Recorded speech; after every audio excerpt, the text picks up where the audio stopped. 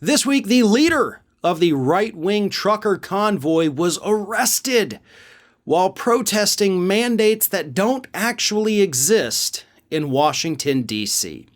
So here's what happened. You had this guy, he's known as the Santa Claus, but he's kind of the leader of this right-wing trucker convoy that apparently is still a thing.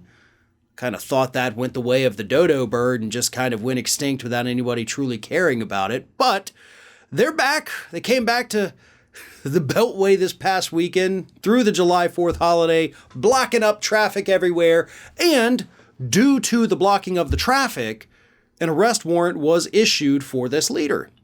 So then they go into D.C. and they go over to the National Mall. And that is, of course, where the police see him, remember that they've got a warrant out for his arrest, and they arrest the man.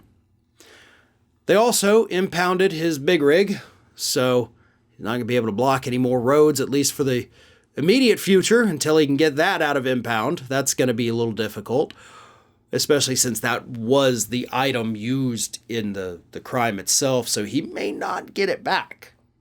You know, that's an issue for the courts to decide. Honestly, this guy keeps abusing this piece of equipment, so it would not surprise me at all to see if the courts say, you know what, this is now property of the Washington, D.C. police officers. Thank you very much for your contribution. We'll auction it off and probably make a lot of money off it. But again, the funniest part of the story is the fact that he went to the National Mall, where he was later arrested, to protest vaccine mandates. Vaccine mandates that don't exist. COVID mandates in general, not just vaccine, that don't exist.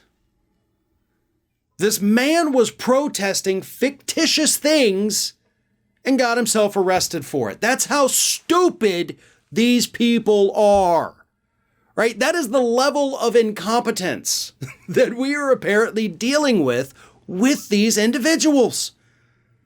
They can't even bother to do a quick Google search to see where they're protesting. Do you actually have vaccine mandates? Should we go here and protest? Are there mask mandates? Are there still social distancing requirements? We don't know. We don't care. We're showing up and we're blocking the damn roads, folks. Nobody ever accused these people of being smart. And I think there's a very good reason for that. And also, let's not forget that this whole trucker convoy idea came from our neighbors to the north, Canada. It's where it originated. You had your Fox News personalities hyping these people up, these great patriots in their giant trucks. They've been defeated by traffic here in the United States, around the Beltway, actually. They've had their trucks break down. They've been defeated because they weren't allowed to park their trucks in the street to go and use the bathroom. So, there's possibility they had to relieve themselves on themselves in their trucks, all in the name of protesting things that didn't even exist by the time they were formed. We're dealing with idiots, folks. And unfortunately, there's far too many idiots compared to rational people in this country these days. I truly believe that. We have far too many stupid people for those of us who are rational thinkers to be able to function properly anymore.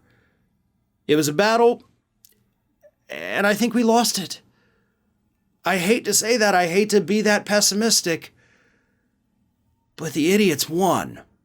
The rest of us, the people who can use our brains, can think rationally, are capable of looking up whether or not what we're protesting is actually real, I'm afraid we're in the minority now. Hey everyone, this is Aspen.